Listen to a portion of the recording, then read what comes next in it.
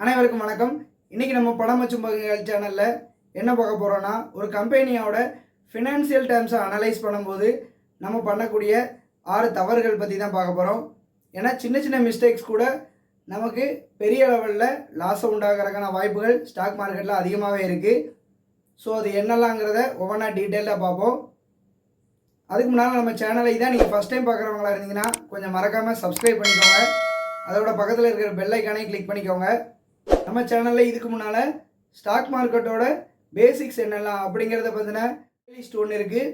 So அதோட link நான் டிஸ்கிரிப்ஷனில் கொடுக்கேன். ஸோ இதுக்கு முன்னால் நீங்கள் பார்க்காதவங்களா இருந்தீங்கன்னா போய் பார்த்துக்கோங்க. கண்டிப்பாக உங்களுக்கு யூஸ்ஃபுல்லாக இருக்கும். ஸோ வாங்க வீடியோக்குள்ளே போகலாம். நம்ம பண்ணக்கூடிய முதல் மிஸ்டேக் என்னென்னா ஃபோக்கஸிங் ஆன் ரெவென்யூ. ஸோ ஒரு கம்பெனியோட வருமானத்து மேலே மட்டுமே நம்ம ஃபோக்கஸ் பண்ணோன்னா நம்ம கண்டிப்பாக லாஸ் ஆகிறதுக்கான வாய்ப்புகள் அதிகமாக இருக்குது. என்ன காரணம்னு கேட்டிங்கன்னா, ஒரு கம்பெனியோட வருமானம் எவ்வளவு தான் அதிகமாக இருந்தாலும் அதோட செலவுங்கிறது அதிகமாக இருக்கிற பட்சத்தில் கண்டிப்பாக அந்த கம்பெனியோட ப்ராஃபிட் குறையாக இருக்கும்.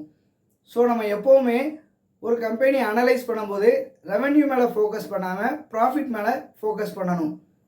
ஸோ அதுக்கு நம்ம மெயினாக யூஸ் பண்ணக்கூடிய டேர்ம்ஸ் என்னெல்லாம்னா profit margin and net income. So இதை நம்ம ரெவென்யூ பார்க்குறத விட கவனமாக பார்க்கணும். Second ignoring the balance sheet.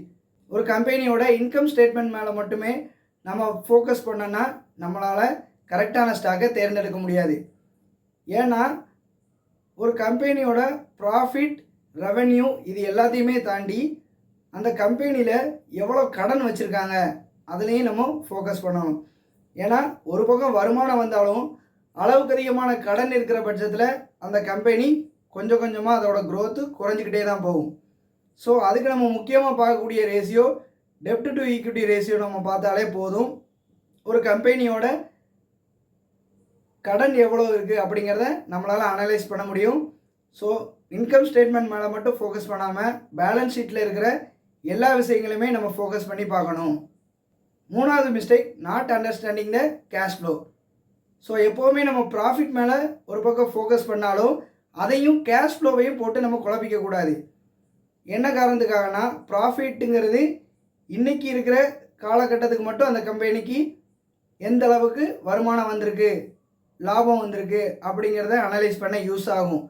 ஆனால் ஒரு கம்பெனியில் எப்போவுமே கேஷ் ஃப்ளோ நடந்துக்கிட்டே இருந்தால் மட்டும்தான் இன்னும் வருங்காலத்தில் அதோட க்ரோத் அதிகமாக இருக்கும். ஸோ நம்ம ப்ராஃபிட் மேலே எந்த அளவுக்கு கவனத்தை செலுத்துகிறோமோ அதே அளவுக்கு கேஷ் ஃப்ளோ மேலேயும் நம்ம கவனத்தை செலுத்துகிறோம். அதுலேயும் எக்ஸ்பெஷலாக ஆப்ரேட்டிங் கேஷ் ஃப்ளோங்கிற ஒரு டேர்ம் இருக்குது. ஸோ பேலன்ஸ் ஷீட்டில் அதை நம்ம முக்கியமாக பார்க்கணும். இது ரொம்ப ரொம்ப அவசியம். இதை நம்ம தவற விட்டோம்னா இதுவுமே நமக்கு நஷ்டத்தை ஏற்படுத்துறதுக்கான வாய்ப்புகளை தரும். நாலாவது mistake, over using a circle ratio. So stock மார்க்கெட்டுக்குள்ளே எல்லோரும் வந்தோன்னே முதல்ல சொல்கிற ரேஷியோவே பிஇ ரேஷியோ அப்படிங்கிற ஒரு விஷயந்தான். 20க்கு கீழே இருந்தால் வாங்கலாம், அதுக்கு மேலே இருந்தால் வாங்கக்கூடாது இப்படிங்கிற ஒரு மித்து அதிகமாகவே இருக்குது. அதுக்கப்புறம் பார்த்திங்கன்னா ஆர்ஓஇ ஒரு 20% ஆர்ஓஇ இருந்தால் அந்த ஸ்டாக் நல்ல ஸ்டாக்கு அப்படின்னு சொல்லிட்டு எல்லாமே சொல்லுவாங்க.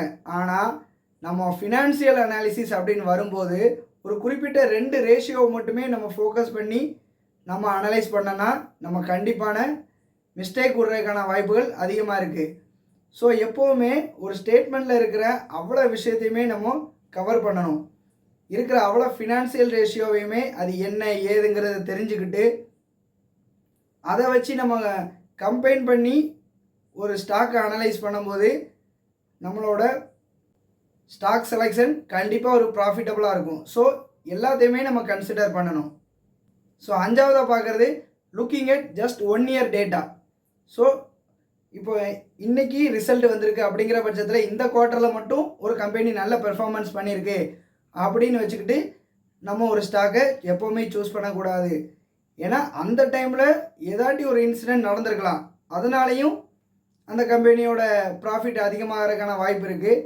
ஆனால் நம்ம எப்போவுமே ஒரு பேக்கில் போய் ஒரு 3 to 5 இயர்ஸ் பேக் வரைக்கும் நம்ம டேட்டாஸ் எடுத்து அனலைஸ் பண்ணும்போது மட்டும்தான் ஒரு கம்பெனியோட க்ரோத் கிராஜுவலாக இருக்கா அப்படிங்கிறத தெரிஞ்சுக்கலாம். ஸோ கடைசி 1 வருஷ ஸ்டேட்மெண்ட்டை மட்டும் வச்சு நம்ம எப்போவுமே அனலைஸ் பண்ணக்கூடாது. ஃபைனலாக பார்க்கக்கூடியது ignoring the industry context. So இப்போ இன்ஃபோசிஸ் கம்பெனியும் ஒரு ஐடிசி கம்பெனியுமே நம்ம எப்பவும் கம்பேர் பண்ணி பார்க்கவே கூடாது. ஏன்னா இதோட செக்டார் வேறு, அதோட செக்டார் வேறு. ஒவ்வொரு செக்டார்லையுமே ஃபினான்சியல் ஆஸ்பெக்ட்ஸ் மாறும். அதனால் நம்ம இப்போ டாப் கம்பெனிஸ் தான் அப்படின்னு சொல்லிட்டு சம்மந்தமே இல்லாமல் 2 செக்டார்ஸோ 2 இண்டஸ்ட்ரியையோ நம்ம மேட்ச் பண்ணி பார்த்து ஒரு ஸ்டாக்கை செலக்ட் பண்ணனா கண்டிப்பாக அது ராங்காக தான் அமையும். நம்ம எப்படி பார்க்கலான்னா, இப்போ ஒரு குறிப்பிட்ட செக்டார், இப்போ ஒரு ஃபினான்சியல் செக்டாராக இருக்கட்டும், இல்லை ஒரு ஐடி செக்டாராக இருக்கட்டும், இல்லை எஃப்எம்சிஜியாக இருக்கட்டும், எந்த செக்டாரை எடுத்தாலும் அந்த செக்டாருக்குள்ளே இருக்கிற கம்பெனிஸை மட்டும் நம்ம கம்பேர் பண்ணி பார்த்தோம்னா நமக்கு பெஸ்ட்டான ரிசல்ட் கண்டிப்பாக கிடைக்கும். அதை விட்டுட்டு நம்ம வேறு செக்டாரை கம்பேர் பண்ணி பார்க்கும்போது கண்டிப்பாக நம்ம ராங் டிசிஷன் எடுக்கிறதுக்கான வாய்ப்புகள் அதிகமாகவே இருக்குது. ஸோ இவ்வளோ தான் இந்த 6 மிஸ்டேக்கும். இது எல்லாத்தையுமே நம்ம ஒவ்வொருக்கும் ஸ்டாக்கை செலக்ட் பண்ணும்போது மைண்டில் வச்சுக்கிட்டு நம்ம சூஸ் பண்ணோம்னா கண்டிப்பாக நம்ம ப்ராஃபிட் கிடைக்கிறதுக்கான வாய்ப்புகள் அதிகமாகவே இருக்கும். ஸோ இந்த வீடியோ உங்களுக்கு பிடிச்சிருக்குன்னு நான் நம்புகிறேன். கண்டிப்பாக பயனுள்ளதாக இருக்கும்னு நான் நம்புகிறேன். லைக் பண்ணுங்கள், உங்கள் ஃப்ரெண்ட்ஸுக்கு ஷேர் பண்ணுங்கள். நன்றி.